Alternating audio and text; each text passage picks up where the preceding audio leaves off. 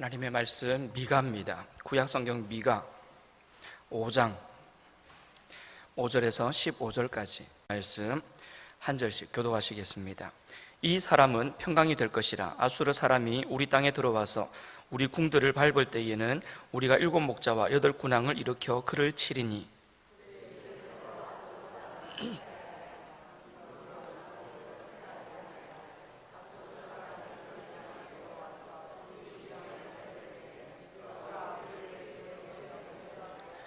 야곱의 남은 자는 많은 백성 가운데 있으리니 그들은 여호와께로부터 내리는 이슬 같고 풀 위에 내리는 단비 같아서 사람을 기다리지 아니하며 인생을 기다리지 아니할 것이며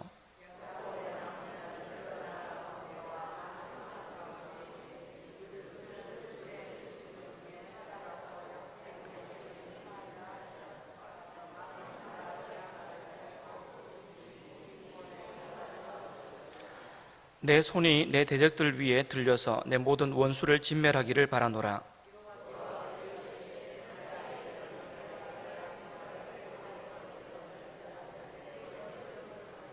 내 땅의 성읍들을 멸하며 내 모든 견고한 성을 무너뜨릴 것이며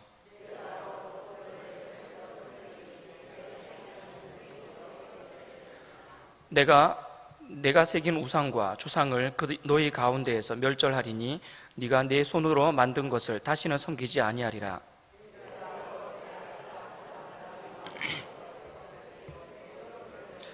같이 읽습니다. 내가 또 진노와 분노로 순종하지 아니한 나라에 갚으리라 하셨느니라. 아멘. 알고 계시는 분이 계실지 모르겠는데 지난주 수요예배 설교 본문이랑 겹치는 부분이 있습니다.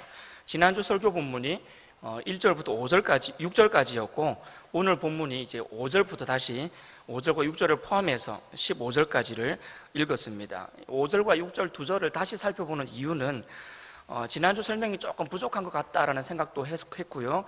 그리고 또 하나는 오늘 나오는 내용과 이게 연결고리가 됩니다. 연결하는 중요한 내용이 그 속에 담겨져 있습니다. 그래서 이 5절과 6절을 한 번 더 읽었습니다. 앞부분의 내용이 그랬습니다. 베들레헴에서 태어나는 새 목자, 그 새 목자가 이제 이스라엘 가운데 다시 오실 것인데 그분이 이스라엘을 온전히 회복할 것이고 평강의 왕이 될 것이다 라는 것을 이야기를 했습니다. 그분이 평강의 왕이 된다라고 하신 이유는 하나님과 우리 사이에 평강이 없었거든요. 뭐 때문에요? 죄 때문에요. 죄 때문에 하나님과 우리 사이가 평강이 없었습니다. 그것 때문에 이스라엘이 멸망당하는 겁니다. 죄 때문에, 그들의 죄 때문에 결국은 그 나라가 결국은 멸망을 하게 되는 거죠. 그러니까 그 죄 때문에 하나님과 우리 사이에 평강이 없었습니다. 원수 사이였습니다. 그 죄 때문에요. 그런데 예수 그리스도께서 이 땅에 오셔서 십자가를 짊어지심으로 그 죄의 문제가 깔끔하게 해결이 되었습니다. 그래서 더 이상 하나님과 우리 사이가 원수 사이가 아니라 예수님께서 화목 제물이 되셨기 때문에 화목한 사이가 된 겁니다.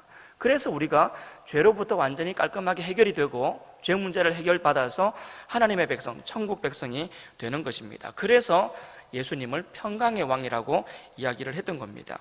여러분, 이것이 굉장히 중요한 의미가 있습니다. 왜냐하면요, 이런 예를 한번 들어보겠습니다. 어떤 환자가 있습니다.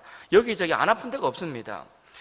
몸에 열이 나기도 하고요, 배도 아프고 잠도 제대로 못 자고 기력도 떨어지고 여기저기 다 아픕니다. 여러분, 그때에 머리 아프니까 머리 안 아프게 하는 약 먹고, 배 아프니까 배 안 아프게 하는 약 먹고, 잠 못 자니까 수면제 먹고, 여러분 그렇게 하면 그 병이 낫습니까? 아니죠. 왜 아픈지를 알아야 되는 거잖아요. 왜 아픈지, 어디가 아픈지, 뭐 때문에 아픈지, 도대체 그러한 증상들이 뭐 때문에 생기는지 그 병의 근원을 알아야 되는 겁니다. 그리고는 그 근원을 제대로 치료를 해야 증상들도 같이 없어지는 겁니다. 마찬가지로 사람들이 겪는 모든 불행, 아픔, 슬픔, 이러한 모든 것들, 이러한 것들도 이런 맥락에서 우리가 좀 이해할 수 있어야 됩니다. 여기저기 온갖 문제들이 뻥뻥 터집니다.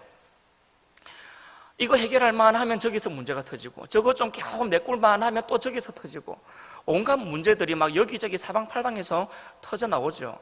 그럴 때마다 우리가 그냥 여기저기 그 문제 해결하려고 쫓아다니느라고 정신을 차릴 수가 없습니다. 그런데 그러한 우리 인생의 문제들이 왜 생기느냐고요. 그런 문제들이 생길 때마다 그 문제들을 해결하기 위해서 쫓아다니면 결국 우리 인생에게 결국은 그런 모든 문제들이 사라집니까? 안 사라집니다. 이거 조금 막은 것 같으면 저기서 터지고, 저거 조금 해결한 것 같으면 또 저기서 터지고, 이게 우리 인생인 겁니다. 왜 이런 불행, 왜 이런 아픔, 고통들이 찾아오는가? 그 근원을 파고 들어가야 되는 겁니다. 왜 그런 문제가 생기는가? 왜 우리를 그렇게 불행하게 만들고 왜 그렇게 우리를 아프게 만드는가? 그 뿌리를 찾아가 보자는 겁니다. 그 뿌리 가보면 찾아가고 또 가다 보면 맨 밑에서 뭐가 나옵니까? 그렇죠, 죄가 나오죠. 거기에서 죄가 나옵니다. 죄 때문에 결국은 우리가 인생 속에 그러한 여러 가지 불행이 나오고 아픔이 나오고 슬픔도 나오고 고통도 나오게 되는 겁니다. 그러니까 그 문제들 쫓아다니면서 해결해 가지고는 그 문제를 해결할 수가 없는 겁니다. 해결하기 위해서는 문제의 근원인 죄 문제를 해결해야만 하는 겁니다. 그 죄 문제를 어떻게 하면 해결할 수 있는가? 이게 핵심인데, 그 죄 문제는 결국은 우리가 십자가 앞에 나갈 때 해결함을 받을 수 있는 겁니다. 그래서 우리는 무슨 수가 있더라도 이 십자가를 붙드는 삶을 살아가야 되는 겁니다. 아무리 힘들어도, 아무리 어려워도 여기저기 다른 거 쫓아다닐 것이 아니라 십자가 앞에 나아가서 십자가를 끌어안고 십자가를 붙드는 우리의 삶이 되어야 되는 겁니다. 사람은요, 돈이 없어서 망하지 않습니다. 건강 잃어버려서 망하지 않습니다. 그냥 그런 것들은 우리 인간에게 스쳐 지나가는 안개와 같은 하나의 과정일 뿐인 겁니다. 우리를 진짜 망하게 하는 것은 바로 이 죄 문제 때문에 우리를 영원한 지옥불에 던져지는 것. 여러분, 이것이 우리가 정말 가슴 아프게 생각해야 되고 정말 문제로 인식해야 되는 큰 문제인 거죠. 그냥 여기저기 터지는 것, 그거 쫓아다닐 시간이 있으면 근본적으로 파고 들어가 가지고 죄 문제를 해결해야 되는 겁니다. 그래서 어떤 상황 속에서도 우리는 십자가를 붙드는 삶을 살아가야 됩니다. 왜냐하면 모든 불행의 근원 속에 죄 문제가 있기 때문에 그렇습니다. 어떤 상황이 우리 인생에게 닥쳐온다 할지라도 결코 십자가를 붙드는 것, 그것만큼은 절대로 포기해서는 안 됩니다. 왜냐하면 그것이 천국에서의 영원한 삶을 보장해 주기 때문에 그렇습니다. 천국에서의 영원한 삶을 보장받는 것, 여러분, 이것이 바로 예수님 때문에 우리에게 주어진 일입니다. 예수님이 오시지 않았더라면 죄 문제 어떻게 해결할 수 있습니까? 착한 일에서요? 공부해서요? 선한 일에서요? 무엇을 하더라도 죄 문제를 해결할 수가 없었는데, 예수 그리스도께서 우리가 받을 벌을 대신 십자가에서 받아 주셨기 때문에 우리가 받을 벌이 남아있지를 않고 죄 문제가 해결받게 된 것이죠. 그래서 원수 관계였던 하나님과 우리와의 관계가 평화의 관계, 평강으로 바뀌어진 겁니다. 예수님이 그래서 평강의 왕입니다. 여러분이 평강의 왕이신 예수님을 가슴속 깊이 사랑할 수 있는 저와 여러분 될 수 있기를 간절히 바랍니다. 7절과 8절을 보니까요, 이 야곱의 남은 자라는 표현이 계속해서 나옵니다. 7절을 보니까 야곱의 남은 자는 많은 백성 가운데 있으리니 라고 나오죠. 그리고 8절을 보니까 야곱의 남은 자는 여러 나라 가운데와 많은 백성 가운데에 있으리니 라고 말하고 있습니다. 야곱의 남은 자, 결국 이 야곱의 남은 자는 이스라엘 자손 중에서도 많은 환난과 고통을 당하긴 하겠지만 그러한 속에서도 끝까지 이제 믿음을 지키고 신앙을 지킨 그런 사람들이라고 말할 수 있습니다. 좀 힘들었어도, 좀 괴로웠어도 결국은 이 믿음을 지켜서 하나님 품으로 돌아오는 사람들, 그런 사람들이 야곱의 남은 자라고 말할 수 있습니다. 참 신기한 게 뭐냐면요, 고통이 있고 환난이 있고 어려움이 있으면 정신이 없어서 너무 힘들어서 너무 아파서 신앙이고 뭐고 그냥 다 팽개칠 것 같은데, 오히려 힘들고 어렵고 환난이 있고 막 그러니까 오히려 이 신앙을 끝까지 붙들더라는 겁니다. 오히려 시간이 좀 있고 삶의 여유가 좀 있고 좀 편안하면 삶의 여유를 가지고 차근차근 십자가를 붙들 것 같은데, 오히려 그럴 때는 십자가 안 붙들고 엉뚱한 것을 쫓아다니다가 오히려 내 삶에 여유가 없어지고 고통이 따르고 환난이 생기고 여러 가지 문제들이 여기저기서 터지니까 사람들은 오히려 그 바쁜 와중에 오히려 더 십자가를 붙들더라는 겁니다. 그 여유 없는 순간에 더욱더 하나님께로 나아오더라는 겁니다. 이게 참 믿음의 신비, 신앙의 신비라고 말할 수 있습니다. 유다 백성들이 포로로 붙잡려 갔습니다. 막 종으로 팔려갔고 여기저기서 막 죽고 막 난리가 났습니다. 그 상황 속에서 사람들은 하나님을 찾기 시작합니다. 하나님을 붙들기 시작합니다. 하나님께로 나오기 시작합니다. 여러분, 이렇게 하나님 앞으로 나오는 사람들, 이런 사람들이 야곱의 남은 자들이죠. 철저한 고통과 환난 속에서 뭘 깨닫습니까? 내가 잘못 살았구나, 이걸 깨닫는 겁니다. 결국은 뭘 깨달아요? 죄를 깨닫습니다. 내 속에 있는 죄를 깨닫는 겁니다. 삶에 여유가 있을 때, 기쁠 때, 즐거울 때, 행복할 때, 그럴 때는 죄를 깨닫지를 못해요. 그냥 내가 잘 살고 있는 줄 착각하면서 살아갑니다. 아무 문제 없는 줄 알고 살아갑니다. 그러다가 이 일 저 일 터지니까 비로소 뭘 깨닫습니까? 내가 잘못 살았구나, 내 속에 죄가 많구나, 하나님께서 이러한 나의 모습 때문에 나를 벌하시는구나, 나를 다시 돌아오라고 말씀하시는구나 라는 것들을 깨닫게 되는 겁니다. 다른 거 어떤 것도 의지할 것이 없어서 오직 주만 의지합니다. 오직 주만 바라봅니다 라고 고백하는 바로 그 사람, 여러분, 결국은 그 사람이 야곱의 남은 자입니다. 본문에서는 이 야곱의 남은 자들이 많은 백성 중에 있다라고 이렇게 이야기를 하는데, 이걸 두 가지 의미로 좀 우리가 생각할 수 있습니다. 먼저는 이스라엘이나 유다 백성이 완전히 철저하게 망해서 다른 민족들에게 이제 종으로 팔려가기도 하고 노예로 끌려가기도 하고 막 이렇게 하죠. 많이 끌려가고 많이 흩어지는데, 그때의 바른 신앙, 하나님에 대한 신앙을 가지고 있는 자들이 생겨납니다.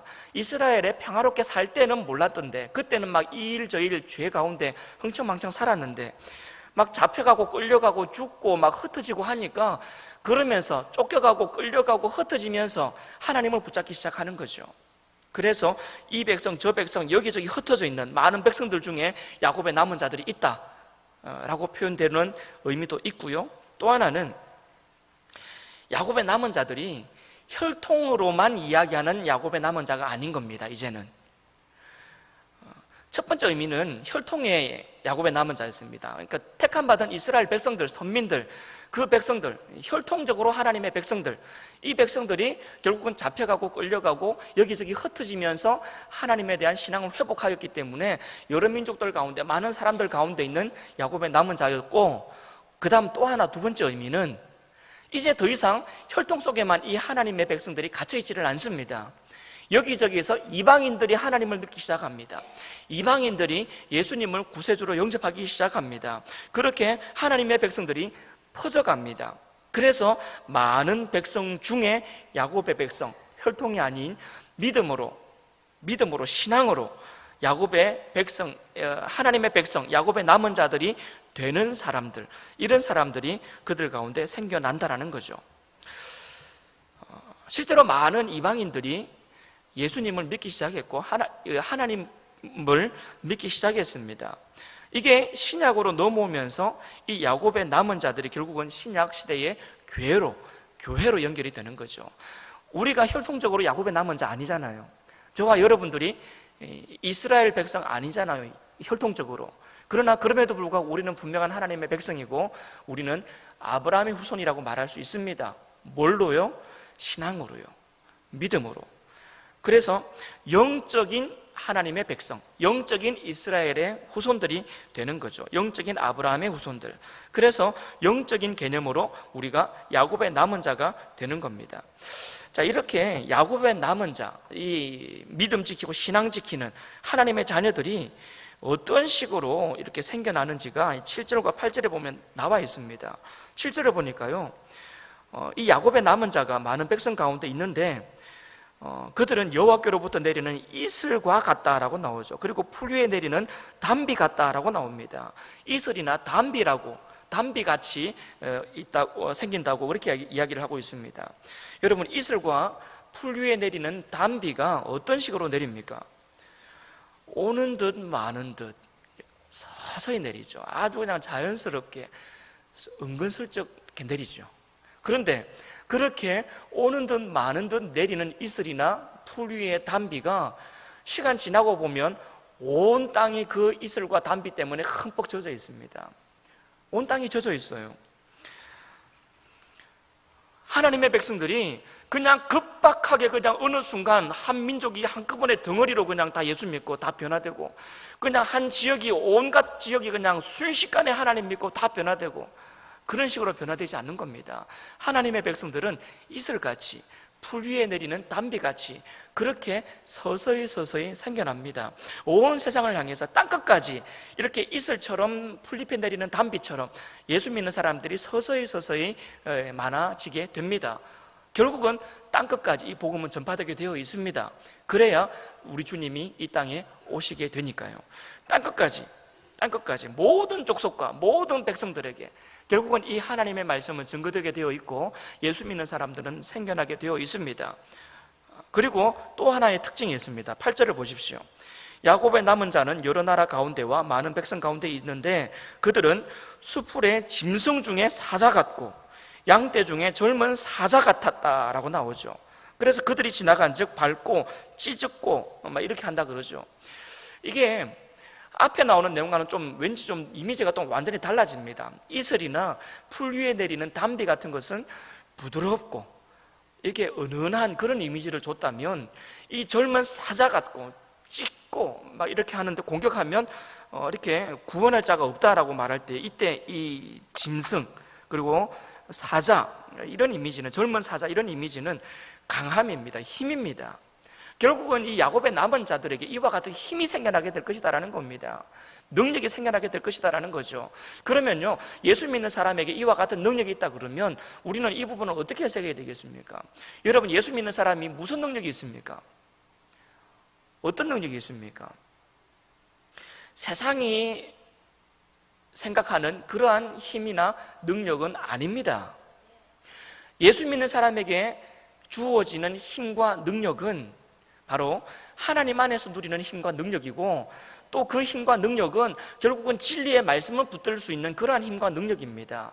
세상은요, 온갖 죄와 온갖 더러운 것들, 타락한 것들 이런 것들을 가지고 세상 사람들을 이렇게 무너지게 만듭니다. 넘어지게 만들죠. 많은 세상의 사람들은 속절없이 당합니다. 왜요? 그게 죄인 줄도 모르니까요. 죄를 죄인 줄로 모르기 때문에 사탄 마귀가 이렇게 사람들을 공격할 때에 이 땅에 많은 사람들은 그냥 속절없이 넘어지고 무너지고 쓰러집니다. 그리고는 지옥으로 그냥 가버립니다. 그런데 예수 믿는 사람들은요, 하나님의 말씀의 기준에서 죄를 죄인 줄로 아는 분별력과 판단력이 생깁니다. 그래서 그 분별력과 판단력을 가지고 죄와 더불어 싸웁니다. 세상 사람들은 못 이겨요. 왜? 죄인 줄 모르니까. 다 그러니까 그냥 그렇게 은근슬쩍 빠져들어가서 그냥 그렇게 같이 살다가 같이 쓰러져 버립니다. 무너진다는 얘기입니다.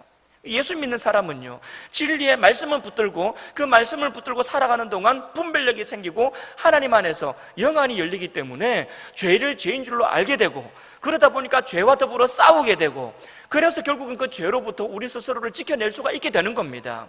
그 능력이 우리에게 생기는 겁니다. 세상하고에서는 생각할 수 없는 능력이죠. 세상 사람들은 어떻게 이거는 이해할 수 없는 그러한 능력일 수도 있습니다. 그러나 우리에게는 분명한 능력이고 분명한 힘입니다. 세상과 더불어 싸워서 이길 수 있는 힘, 능력.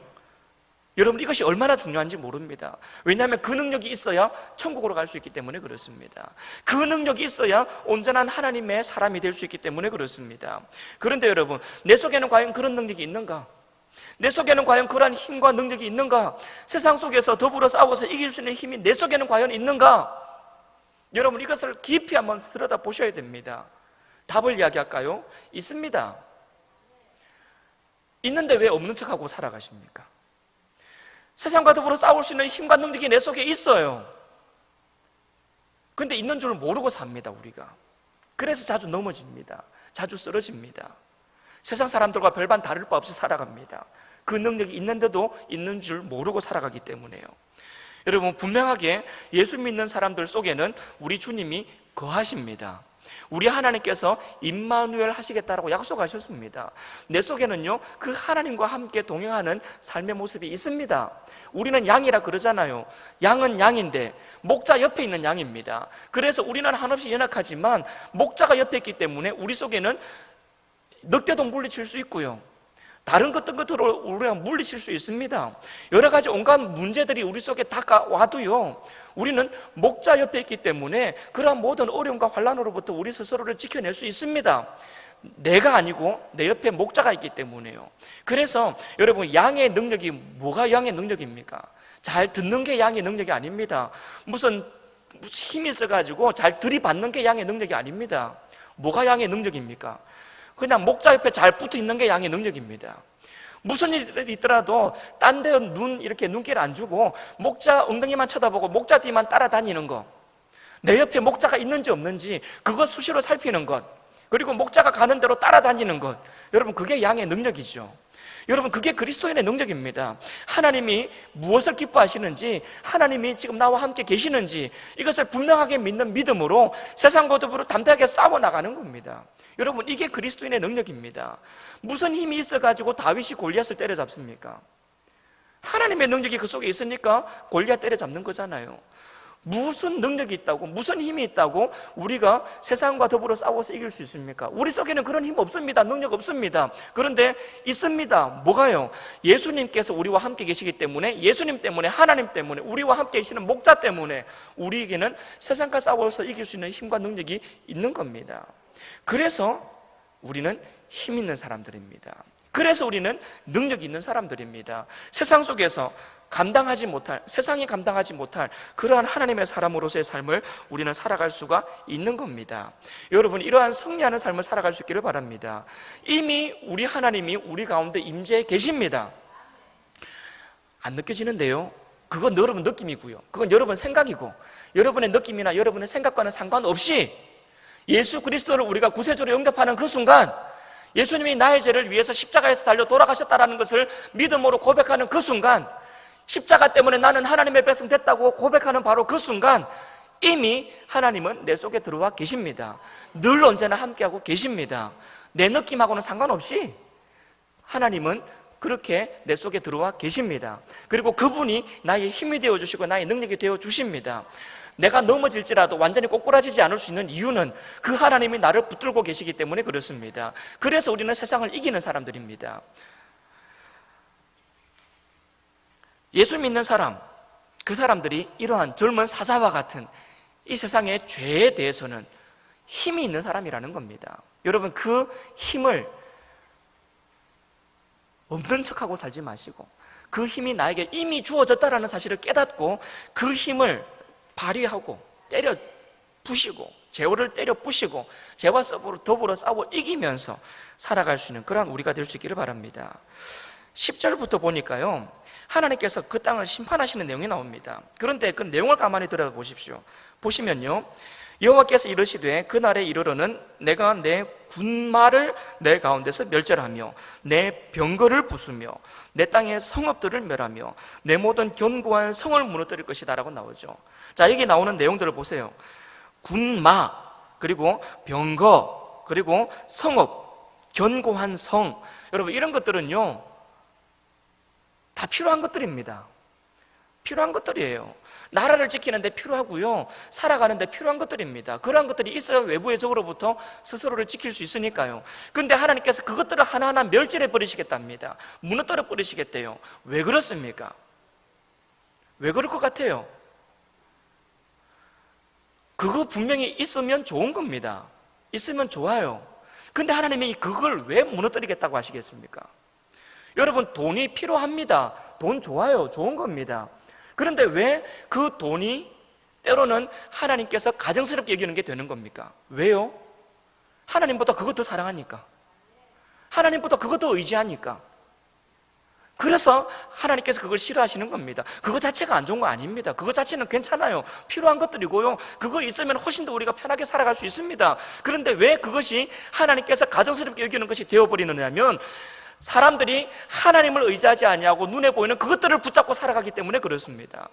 그래서 하나님이 그것을 멸해버리시겠다라는 거예요. 왜? 그거 없애버리고 나면, 그거 멸하고 나면 결국은 내 손에 아무것도 없는 그 죄에 비로소 더 이상 내가 기댈 것이 없으니까, 내가 더 이상 붙잡을 것이 없으니까 하나님 앞에 갑니다. 두 손 들고 하나님 앞에 갑니다. 아무것도 의지할 것이 없어서, 천부여 의지할 것 없어서 주님 앞에 나갑니다. 이렇게 되기 때문에 하나님께서 그것들을 하나하나 멸해버리시겠다라고 말씀하고 있는 겁니다.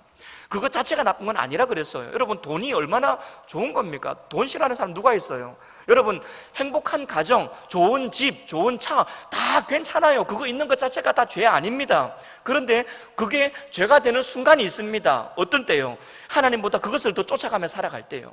하나님보다 그것들을 더 소중하게 생각하면 살아갈 때요. 하나님 잠시 제쳐놓고 그것에 내 삶을 던져 넣을 때요. 그럴 때 그것이 우상이 되는 거죠.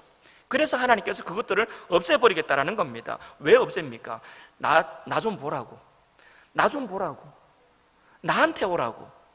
그래서 하나님이 그것을 멸해버리시겠다라는 겁니다. 우리 속에 이러한 군마, 병거, 그리고 성읍, 견고한 성이라고 말할 만한 좋은 것들이 뭐가 있습니까? 여러분들이 하나님보다 더 의지할 만한 것들, 하나님보다 더 소중하게 여길 만한 것들 뭐가 있을까요? 여러분, 그것이 무엇이든지 간에 하나님께로 눈을 돌릴 수 있는 여러분 되시기를 바랍니다.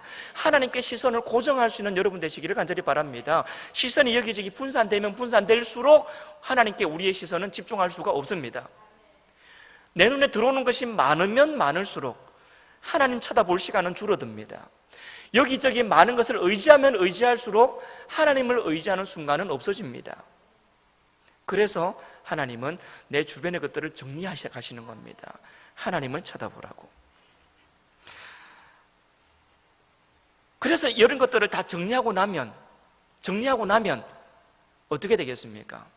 여러분 기억하셔야 될 게요, 이스라엘 백성들이 군마 의지하고 성읍 의지하고 견고한 성 의지하고 그것 붙들고 그것 쳐다보면서 살아갈 때에 이스라엘은 망합니다. 망해요.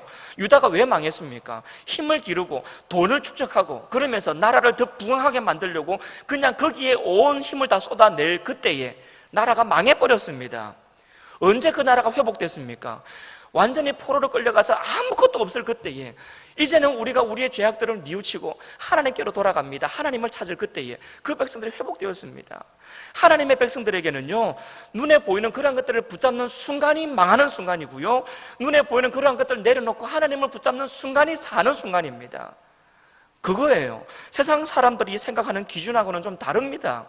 내 생각에는 돈이 좀 더 많으면 행복할 것 같고, 좀 더 큰 집에서 좀 더 큰 차 타고 다니면서 좀 더 좋은 것 입고 먹고 마시면 행복할 것 같은데, 그럴 것들을 누리는 그 순간 우리의 삶 속에 하나님은 점점 희미하게 사라져가고, 그러한 가운데 오히려 우리는 하나님 앞에서 점점 죄를 쌓아가게 됩니다. 그러나 그러한 것들이 아니라 오직 하나님을 쳐다보고 다른 거 어떤 것보다 하나님을 소중하게 여기며 살아갈 그때에 오히려 우리는 더 큰 행복을 누리며 살아갈 수 있게 됩니다.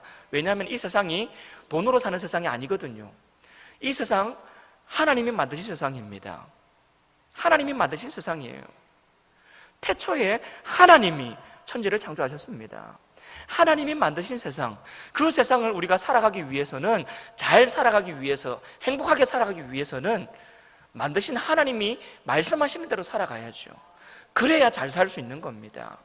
세상은 이야기합니다. 돈이 있어야 잘 살지, 힘이 있어야 잘 살지, 좋은 집에 살아야 행복하지, 오만 가지의 생각으로 우리를 유혹합니다. 세상 사람들은 속절없이 넘어집니다. 쏘가서 넘어져요. 실제로 그런 줄 알고 넘어집니다. 그래서 세상 사람들은 힘이 없는 연약한 사람들입니다. 그런데 우리는 그 속에서도 젊은 사자같이 힘을 발휘하며 살아갈 수 있어요. 왜냐하면 돈이 다가 아닌 줄을 알기 때문에. 세상에 나타나는 그러한 물질들, 힘, 권력들, 그러한 많은 것들이 다가 아닌 줄을 알기 때문에, 그래서 우리는 하나님을 붙잡기 때문에 세상 속에서도 승리하는 삶을 살아갈 수가 있는 겁니다. 하나님은 지금도 이야기합니다. 그러한 것들 다 내려놔라. 나보다 더 자주 쳐다보는 것들 내려놔라. 나보다 더 소중하게 생각하고 붙잡는 그거 내려놔라. 안 내려놓으면 없애버리겠다. 여러분, 굉장히 심각한 얘기입니다. 굉장히 무서운 얘기입니다.